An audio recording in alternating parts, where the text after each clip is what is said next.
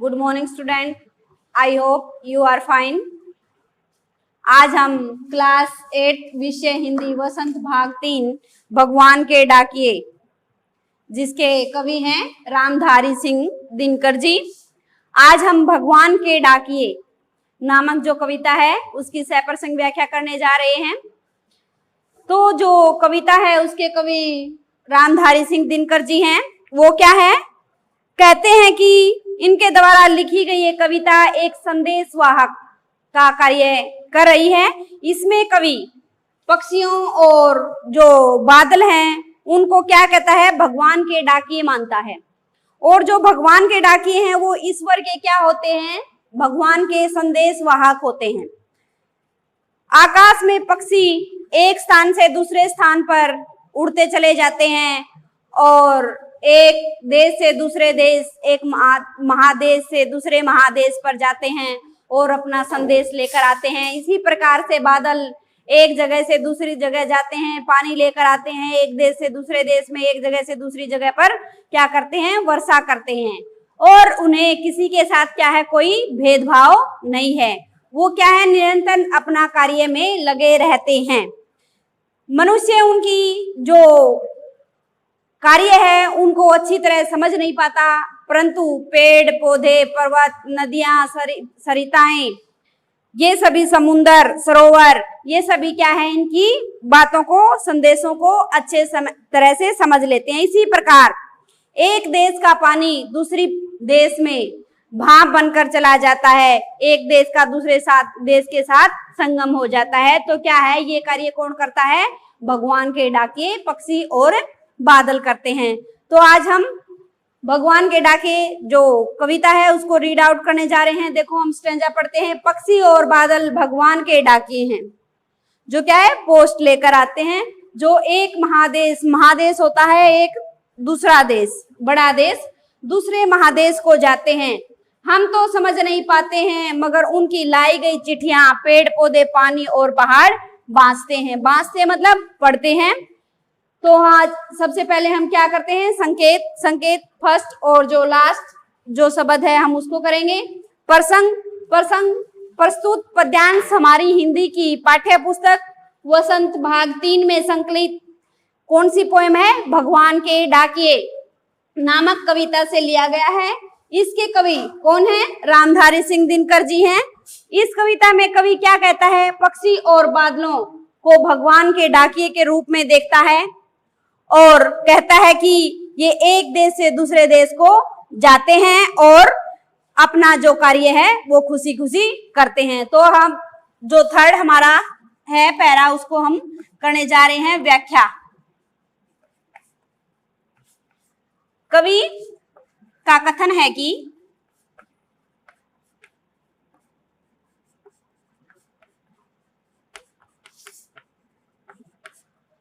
पक्षी और बादल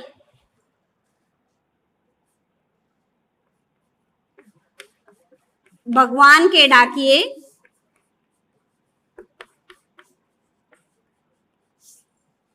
पक्षी और बादल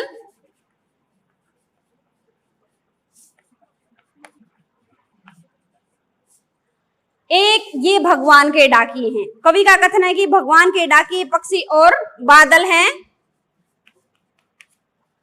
जो एक महादेश से दूसरे महादेश को जाते हैं। क्या, जो एक देश से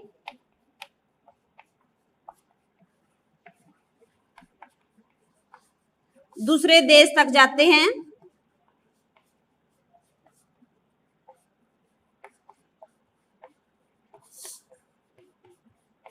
एक देश से दूसरे देश तक जाते हैं।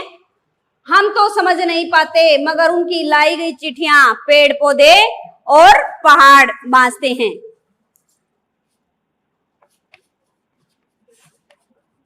विश्व में व्यक्ति तो उनकी भाषा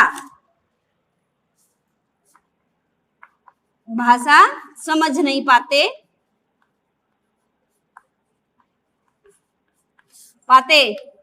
परंतु पेड़ पौधे, सरिता, पहाड़, वन, ये सभी उनकी लाई गई चिट्ठियां, उनकी लाई गई चिट्ठियां।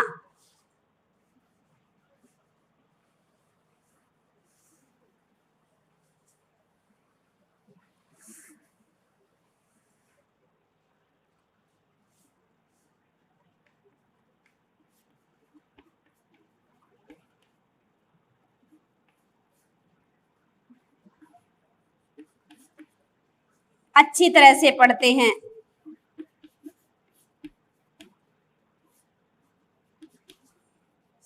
बांसते हैं मतलब पढ़ते हैं। कवि के कहने का यहाँ पर ये मतलब है कि जो हमारे पेड़ पौधे पक्षी और बादल हैं, ये सभी क्या हैं? भगवान के डाकिए हैं। ये एक जगह से दूसरी जगह पर जाते हैं। बादल हैं, एक देश से दूसरे देश पे जाते हैं, वो वहां से पानी उठाते हैं और भाप बनकर क्या है, वो दूसरे वर्षा के रूप में दूसरी जगह पर वर्षा कर देते हैं। इसी प्रकार पक्षी एक जगह से दूसरी जगह, एक स्थान से दूसरे स्थान, एक देश से दूसरे देश में जाते हैं और वहां की हवा पानी वो लेकर आते हैं। और उनको क्या है, मनुष्य अच्छी तरह से समझ नहीं पाता। पेड़ पौधे वनस्पति पहाड़ ये सभी इनकी भाषा को अच्छी तरह समझते हैं, ये इनकी चिट्ठियां पढ़ते हैं। तो अब इसमें विशेष क्या है, आपने स्वयं करना है। विशेष में क्या है, भगवान के डाकिए पक्षी और बादल को माना गया है।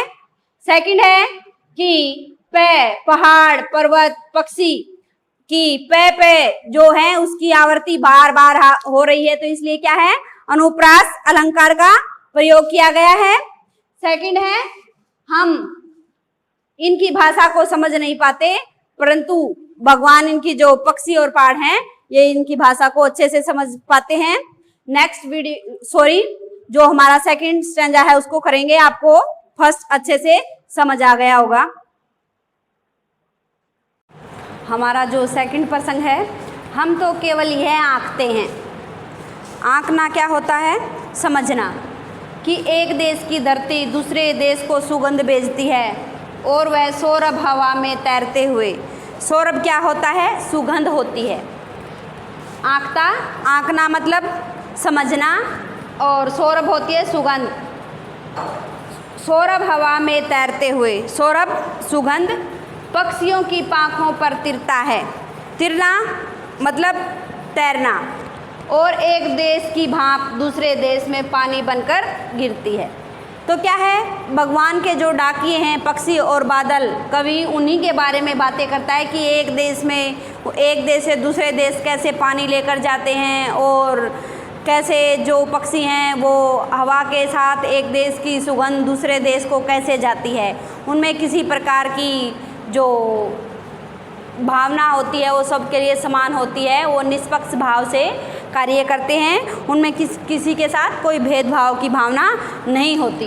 तो हमने जो हमारा फर्स्ट प्रसंग है उसमें संकेत आपने फर्स्ट और जो लास्ट शब्द है उसको राइट करना है। सेकंड प्रसंग मैंने जो फर्स्ट हमारा है उसमें बता दिया था कि हमारी प्रस्तुत पंक्तियाँ हमारी हिंदी की पाठ्य पुस्तक वसंत भाग 3 से संकलित की गई हैं, और कविता का नाम भगवान के डाकिए है, और इसके जो कवि हैं वो कौन है, रामधारी सिंह दिनकर जी हैं। तो अब हम क्या करने जा रहे हैं, व्याख्या करने जा रहे हैं। व्याख्या में कवि क्या कहता है, कवि का कहना,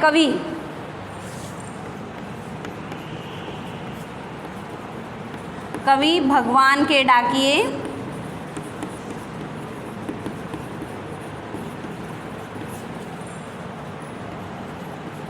के बारे में बताता है कि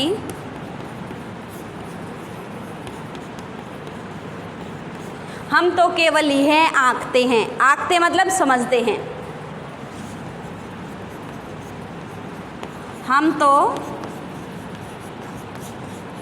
सिर्फ इतना समझते हैं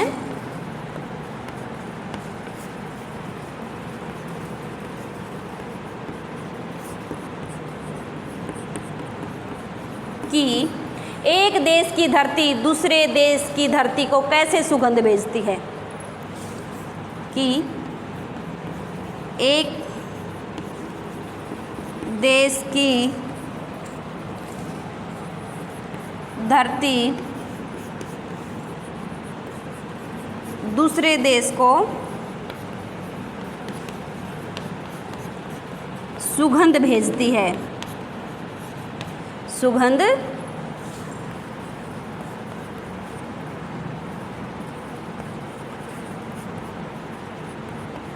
भेजती है और वह सौरभ हवा में तैरते हुए पक्षियों की पंखों पर तिरता है। सौरभ क्या होती है? सुगंध। और वह सुगंध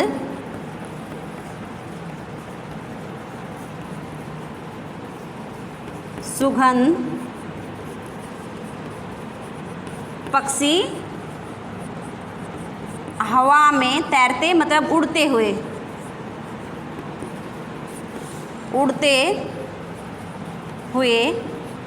एक देश से दूसरे देश में, एक देश से दूसरे देश में छोड़ जाते हैं।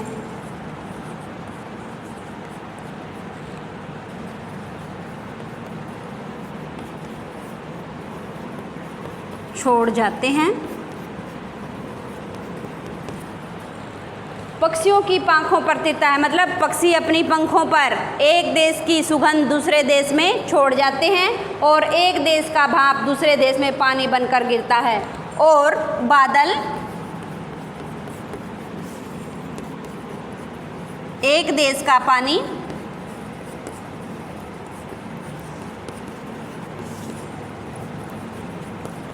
भाप के रूप में लेकर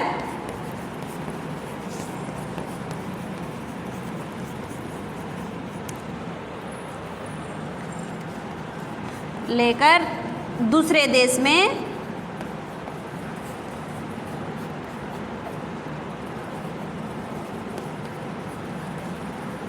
वर्षा के रूप में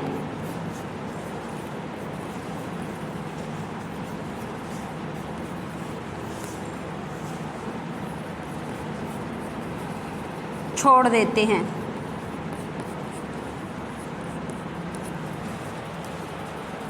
उनमें किसी प्रकार की क्या नहीं होती? भेदभाव की भावना नहीं होती।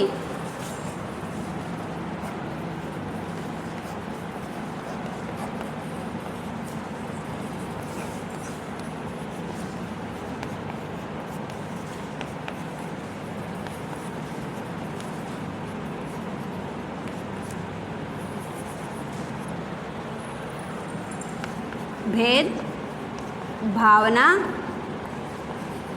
नहीं होती। वे सब के लिए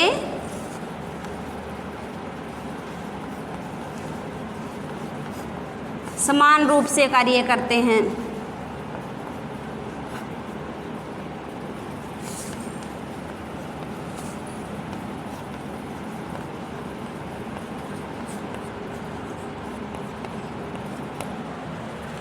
तो आपको जो ये प्रसंग है इसकी व्याख्या अच्छे से समझ में आई होगी कि भगवान के जो डाकिये हैं पक्षी और बादल वो एक देश से कैसे अपनी सुगंध लेके जाते हैं दूसरे देश में, और ऐसे ही बादल एक देश से पानी जो मतलब भाप के रूप में लेकर जाते हैं और दूसरे देश में जाकर क्या कर देते हैं? वर्षा कर देते हैं।